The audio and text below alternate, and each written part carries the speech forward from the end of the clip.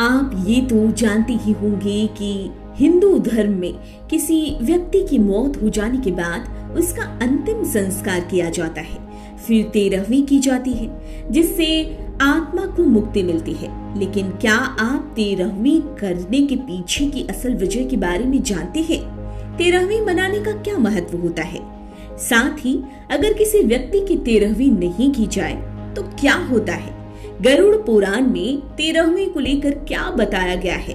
आइए आज हम इसके बारे में आपको विस्तार से बताते हैं। लेकिन उससे पहले अगर आपने हमारा चैनल अभी तक सब्सक्राइब नहीं किया तो जल्द कर लें, बेल आइकॉन दबाना बिल्कुल न भूलें। वीडियो पसंद आए तो लाइक करें, कमेंट करें और शेयर करें। अगर आप हमें फेसबुक पेज पर देख रहे हैं तो हमारा पेज सबसे पहले लाइक करें। क्यों की जाती है 13वीं? गरुड़ पुराण के मुताबिक 13वीं मनुष्य जीवन के 16 संस्कारों में अंतिम संस्कारों का एक अंग है। इसके बिना अंतिम संस्कार पूरा नहीं माना जाता। जिस मृतक व्यक्ति की 13वीं नहीं की जाती उसे प्रेत योनि से मुक्ति नहीं मिलती। गरुड़ पुराण की माने तो किसी व्यक्ति की जब मृत्यु होती है तो उसकी आत्मा अपने फैमिली वालों के पास ही आसपास भटकती रहती है।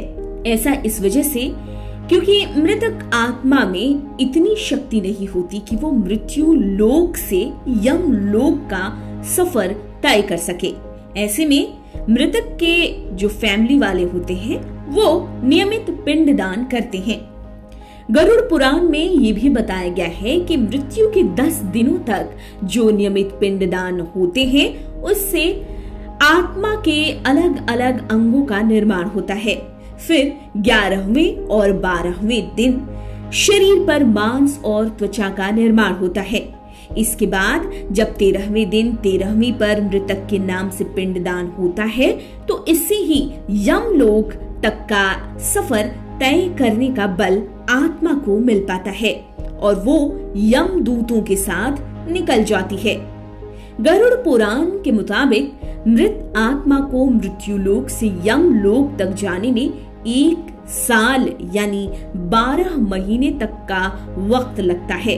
गरुड़ पुराण की माने तो मृतक के परिवार वाले जो 13 दिनों में ये पिंडदान करते हैं वो आत्मा के 1 साल तक भोजन के रूप में काम करता है। नहीं किया जाता पिंडदान तो क्या होता है?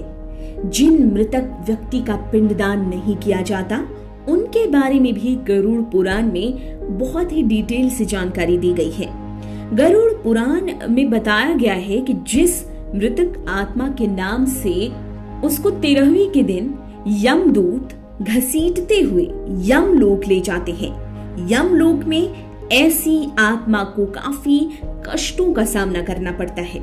जब भूखी आत्मा को यमदूत घसीटते हैं तब उनके शरीर के कई अंग छिल जाते हैं। वहीं इस बीच भी मृतक के परिजन नियमित पिंडदान या अन्नदान नहीं करते तो आत्मा को यमलोक के पूरे सफर के दौरान ऐसे ही कष्ट सहने पड़ते हैं। हालांकि अगर साल भर के अंदर मृतक के फैमिली वाले पिंडदान या अन्नदान कर दें तो इससे आत्मा में बल आ जाता है और यमदूत आत्मा को घसीटना बंद कर देते हैं। आत्मा खुद अपना सफर तय करना शुरू कर देती है। क्यों कराया जाता है ब्राह्मण भोज? गरुड़ पुराण में 13वीं के दिन कम से कम 13 ब्राह्मणों को भोज कराने की बात कही गई है। ऐसा इस वजह से क्योंकि मृत आत्मा को यमलोक की दूरी तय करने में भोजन प्राप्त हो। हालांकि परिजनों को ये भोजन अपनी स्थिति के अनुसार ही कराना चाहिए। ऐसा इस वजह से क्योंकि गरुड़ पुराण में भगवान विष्णु ने ये भी कहा है कि अगर कर्ज लेकर मृत्यु भोज कराया जाता है तो आत्मा को पूर्ण रूप से मुक्ति नहीं मिलती।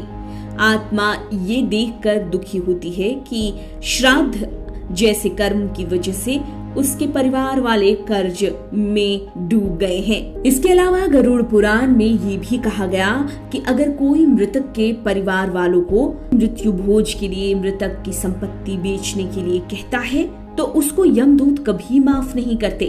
फिर जब उस व्यक्ति की मृत्यु होती है तो यमदूत उनको कई तरह की यातनाएं देते हैं और फिर उनको मृत्यु लोक भेज देते हैं।